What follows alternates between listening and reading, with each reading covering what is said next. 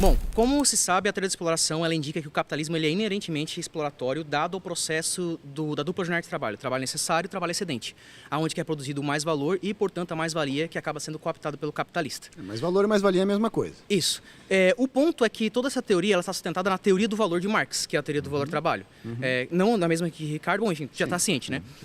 Como a teoria do valor ela já foi amplamente rejeitada, inclusive pelos utilitaristas, né, pelos marginalistas, não haveria, portanto, uma justificativa verdadeira para sustentar que o capitalismo é exploração. Portanto, não dá para se dizer que o capitalismo é exploração por essa linha, dada essa rejeição que nós temos, por exemplo, no marginalismo. Como você responderia a isso?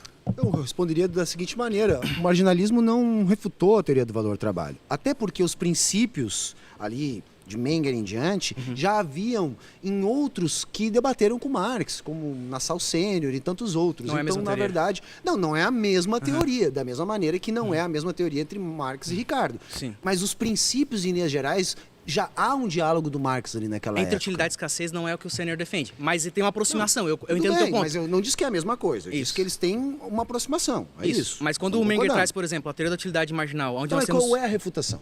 A refutação é que o valor ele não surge, ele não é determinado, por exemplo, pelo tempo médio de trabalho, mas na verdade ele é determinado pelas avaliações subjetivas, pela Não, mas utilidade isso aí, esperada. tu já e pela leu o escassez- Capital? Já. No terceiro livro do Capital, quando Marx ele vai fazer esse debate, ele vai dizer justamente o Sobre os quê? custos de produção, né? Quando a gente, o que ele está dizendo ali? Olha, a teoria da utilidade marginal, Aham. ela acaba sendo um argumento circular, onde a demanda, O Marx não pode ter dito isso, porque a utilidade marginal vem depois. ele não fala nesses termos, mas ele está falando justamente deste mesmo mecanismo, do mecanismo. Não, ele impossível. não fala, não é possível, tanto que está lá, tu pode olhar que tu vai ver. Só poderia dizer o que capítulo ele tá só pra mim querendo dizer? situado aí? Ah, meu velho.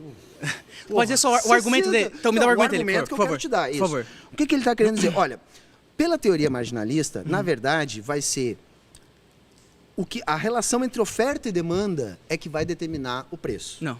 Tá? É essa relação que vai determinar o preço. Ou não? Como Não, que não é isso. Não, se tu tem mais oferta, não diminui o preço? Esse é o efeito a posteriori. O que acontece?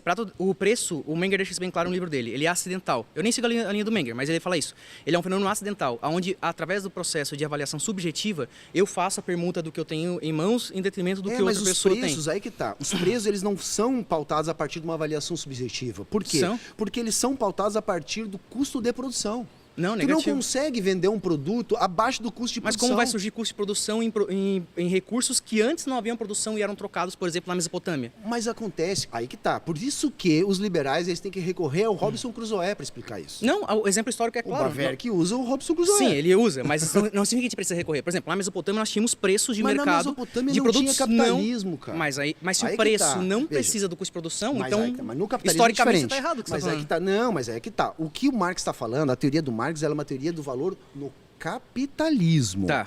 E o capitalismo, o que ele é? É a generalização da forma sua mercadoria. mercadoria, exatamente. O que quer dizer isso? Quer dizer que em outras formas de organização da produção vai existir mercado, vai existir moeda, vai Sim. existir troca Só não comercial. será capitalismo porque não teria todas as condições do capitalismo. Relação Não teria a salarial, propriedade privada de porque produção. essa generalização da forma mercadoria implica numa série de outras coisas que determinam o que é o capitalismo. Porque senão o capitalismo ele seria eterno. Tá, né? mas aí nós temos, por exemplo, o Marx tentando explicar e falando miseravelmente como o preço surge no capitalismo, e nós temos, por exemplo, a teoria mengeriana que é aplicável às situações da Mesopotâmia atualmente. mas E por que aí você está errado? Não, mas é que tá, cara. Não é aplicável à Mesopotâmia. Claro Ele que é. faz o quê? Ele faz um anacronismo ao fazer isso. Não, negativo. Ele imagina que um indígena aqui na América Central faz as suas relações econômicas calculando salário, juros, inflação. Ele não faz isso. Quem que falou isso? Menger? Não, ele não falou fala isso. diretamente, mas ele está querendo falar, quando ele traz para o campo da utilidade, ele está querendo dizer isso. E os agentes Isso, quando a econômicos gente não troca, têm tem visão do utilidade. todo. Claro. Os agentes Mas exatamente econômicos não por isso têm que visão do é todo. marginal.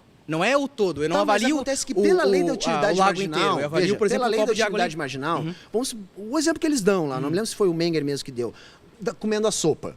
Tá. Cada nova colherada de sopa, né, você vai ter Reduz menos... satisfação. Reduz satisfação. Isso mesmo. Até que vai haver... zerar. Olha, então Isso. se nós olhar... Por isso que ele sempre tem que pegar um exemplo abstrato.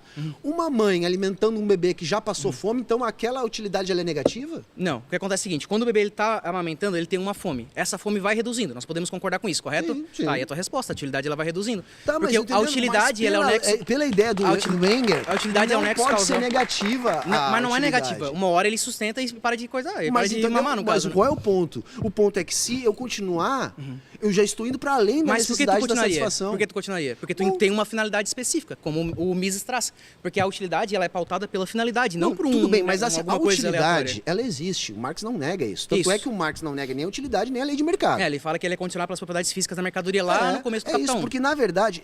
mas acontece que no começo do Capital 1, ele está falando da parte mais abstrata. Ou Isso. seja, aquilo que é estruturante para o resto da teoria. Isso. Não tem como tu avaliar a teoria do valor do trabalho em Marx só pelo Capital 1. Mas não dá pra jogar fora. Sem aquilo ali, tu não tem porque como aquilo ali é... Mas vamos dizer aquilo ali ele está não falando de reflete a questões realidade. tendenciais. Ele não está falando... Por exemplo, o que o Marx fala lá no livro 3? No livro 1, ele está dizendo assim, as mercadorias são trocadas pelo seu valor. Isso. Aí lá no nível 13, ele diz... As mercadorias são trocadas pelo seu preço. Isso. Onde é que está a liga aí? Ele vai dizer o transformação. valor... Sim, o problema da transformação. Isso. E o valor atua sobre os preços como Forma gravitacional. tendência. Nesse sentido Forma gravitacional. Isso. Por isso existem também contratendências. A lei de mercado é uma tendência, Tá. mas o grau de monopólio é outra tendência. Mas é isso porque o capitalismo, ele torna caótico todas as relações, né? Sim, e aí eu tem concordo. o fetichismo da mercadoria e tudo mais. Mas quando a gente recorre, por exemplo, a momentos históricos, mas que não o havia o fetichismo capitalismo... da mercadoria não é sobre preço, tu sabe disso? É, né? sobre a objetificação do trabalho e Não tudo tem mais. nada a ver. Porque a galera confunde, né? A galera fala que o fetichismo da mercadoria é aquela ideia de comprar coisas que não quero valem a comprar um pena. iPhone hoje. Eu Isso, entendo, não é isso, perfeitamente. Não é isso, Beleza, concordo beleza, contigo. vamos lá. Mas a gente tem, por exemplo, os preços da Mesopotâmia, como eu havia informado, que eles não são determinados como da forma como você coloca. Então, mesmo quando Mas nós não tínhamos é influência do capitalismo, capitalismo... cara. Isso, exatamente. Não havia, por exemplo, então, a distorção que o capitalismo Mas o próprio causa sobre as Marx- relações sociais. Mas aí que tá, o próprio Marx faz isso. Quando ele vai falar das diferentes fala da formas Mesopotâmia. valor, ele fala... Tem um texto que aqui no Brasil saiu com o título de Formações Econômicas Pré-Capitalistas. Tá. É um fragmento de um texto maior Esse eu do não li, Marx. vou confessar. Nesse texto, ele fala das diferentes formas valor pré-capitalistas. Tá. Então ele vai dizer, olha, a forma valor capitalista, ela é determinada geograficamente e historicamente a partir da generalização da forma mercadoria. Tá. Quando que ele fala? Ele diz, olha, isso começa a aparecer onde? No norte da Itália, depois no norte da Itália, Países Baixos, até Sim. se generalizar. Mas que período ele trata aí? Final do século XIV, início do século Quando eu falo de XV. Mesopotâmia, eu tô falando, por exemplo, 3.000 anos antes de Cristo. Então, Não, mas tudo bem. São Mas coisas diferentes. Não, são mas coisas aí eu tô diferentes. falando do início do capitalismo. O Marx Tá. também faz. Vai aparecer isso no próprio texto do Engels, que é a origem da família da propriedade do Estado. Tá. Aí ele vai falar da propriedade lá na Grécia, na Mesopotâmia. Aí ele vai trazer esse debate. Dos caçadores-coletores, Isso. etc, etc. E aí ele fala, por exemplo, o que se tinha ali? Para os marxistas, aquilo ali se chama moda e produção asiático. Eu não Tá. gosto desse nome, eu prefiro chamar de servidão coletiva, porque eu acho que explica mais. Tá. Mas no modo de produção asiático, haviam algumas cidades baseadas no comércio. A Babilônia era uma delas. Sim. Tá? A Babilônia era uma delas. Mas a Mesopotâmia como um todo, não. Por que não? Não, porque a relação ainda era ligada à terra. O imposto era pago em mercadoria. Não, mas em nós tínhamos produto. relações complexas. Então, por exemplo, um cara que ele tinha... Porque quando tu fala de terra, tu fala, por exemplo, de colheita, que tem um tempo. Então, por exemplo, um dos processos até que Graeber traz no livro dele, eu discordo muito atrás dele, mas tudo bem, de como seria o surgimento do dinheiro, seria pelos processos de, por exemplo, eu vou adiantar para ti a colheita, tu me dá um dinheiro agora, um recurso agora, eu vou te entregar a colheita depois. Eles iam lá no centro, nos templos e fidavam esse contrato, gerando aí um sistema financeiro Na bem verdade, ele estava criando bem ali uma unidade de complexo, né? conta. Eu sei que o Graeber eu gosto muito, é um livro que mudou Eu minha vida. discordo bastante, mas Mudou- é interessante a leitura. Embora ele seja anarquista e não marxista, mas eu acho que a parte de pesquisa antropológica e histórica dele é muito boa. Eu O que discordo ele está um pouco. querendo dizer ali é o seguinte, ora, a unidade de conta nasce antes da moeda metálica ou Tá. mesmo antes de qualquer token ou tipo de token que sirva como moeda. Isso. Por quê? Porque isso pode ser comprovado a partir das tábuas de argila. argila lá da própria Mesopotâmia. Isso. Vai aparecer de novo na própria Idade Média. Isso. Isso aparece sempre. Que é a grande briga que eu tenho, inclusive, com parte dos marxistas que não entende esse processo. Isso. Que, na verdade, foi a dívida que surge ali e da dívida surge a moeda. Negativo. Porque nós Não. tínhamos moedas mercadorias anteriormente, como por exemplo o sal Entre e a própria países. prata. O próprio sal, Graeber fala isso. Mas é uma moeda. Veja,